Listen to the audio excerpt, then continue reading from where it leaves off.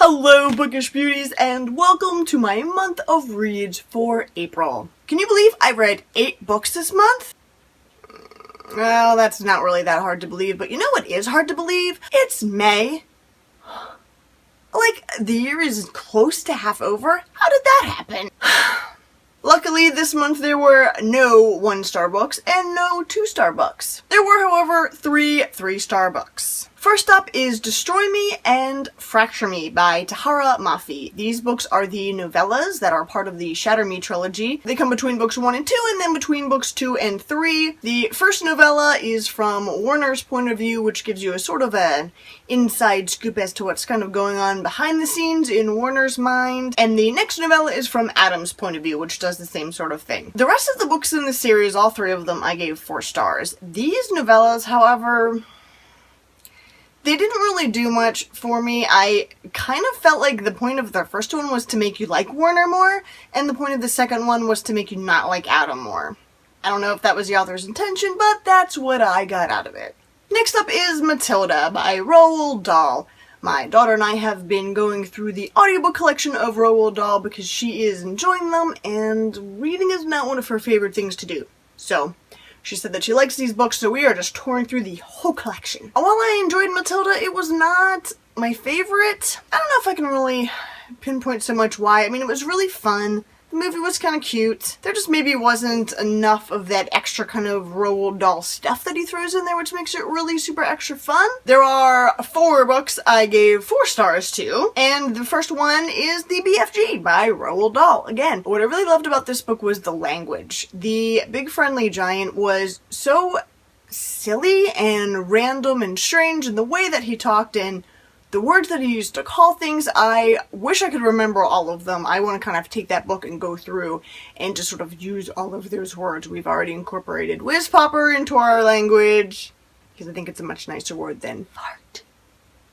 But there are a few others that I really laughed at while we were listening to it, and I would love to make a part of our everyday language, because why not? Then there was Ignite Me, which is the 3rd book in the Shatter Me series by Tahereh Mafi, and I did already talk about this a little bit.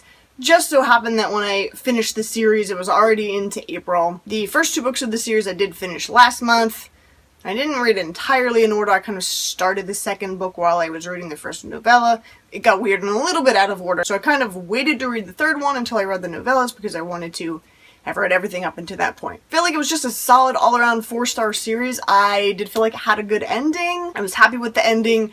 The characters did have significant arcs. They changed a lot during the story. And while I think maybe what the characters plan to do after the book ends might be slightly unrealistic, and I don't know if it's entirely possible, I like the place that this book came to an end. Then The Darkest Part of the Forest by Holly Black. I finally finished this one. Somehow it took me forever to read, not because I wasn't enjoying it, just almost all of the books that I read this month were audiobooks. I just didn't have a lot of time to read physical books.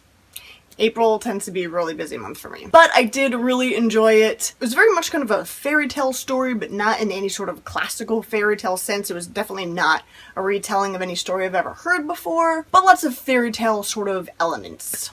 There's a mystical creature attacking the town. There's this boy in this casket who's got horns, and suddenly he's woken up and nobody seems to know how or why or where he's gone. The main character, Hazel, discovers that she's been living this secret life at night. There's just a lot of little elements of that story that all kind of come together to just make it super fun and interesting. It's probably one of those books you could reread a bunch of times and not get bored with. Next up is a non-fiction book. This is a book that I read for my library book club this month, and it's called The Power of Habit by Charles Duhigg. Duhigg? The whole idea of this book is that it talks about the cycle of a habit, and basically the cycle of a habit works like this. There is a cue, something which makes you start the cycle. And this can be anything from a certain type of day to a certain emotion to a certain thing that happens. For example, my habit of brushing my teeth happened right after I got out of the shower, so my cue is getting out of the shower. That's the next natural thing that I do. Once you have the cue, you actually enter into the phase of doing the habit, And at the end of that phase, you have the reward, which is sort of the entire purpose for doing the habit in the first place. That reward can be as little as a sense of accomplishment, or it can be something much more significant, like a positive feeling. This book went through a lot of different stories and showed a lot of really great examples about how people had changed their habit cycles, how habits were used for good and for bad, how companies even took advantage of this in their marketing to create new cues and new rewards. And there was a lot of sort of like psychological elements in this book, which I really, really love. I am fascinated by the brain and all of its intricate working, so I really enjoyed this book. I could actually see going back and reading it again, and it's definitely made me more aware of my habits, first of all, things that I just do automatically without even really thinking about it. But it's also been really helpful because now I feel like when I want to start a new habit, like, I don't know, maybe like exercising, something that I never seem to do really well, I now have the tools available to me to put a habit cycle into place to make that become a habit. And finally, my 1 5-star book for the month, Daughter of Smoke and Bone by Laini Taylor. Before I even finished this book, I was talking about it in videos. I even got a blue-haired wig and did a Karoo cosplay because I just very quickly became obsessed with this book and this series, and I have finished book 2 that will be part of May because that's technically when I finished it. I just am loving this series. Karoo is an amazing character. She is strong, but she has vulnerability. She's really loyal, almost to a fault, and she's just really creative and cool. She belongs to this world where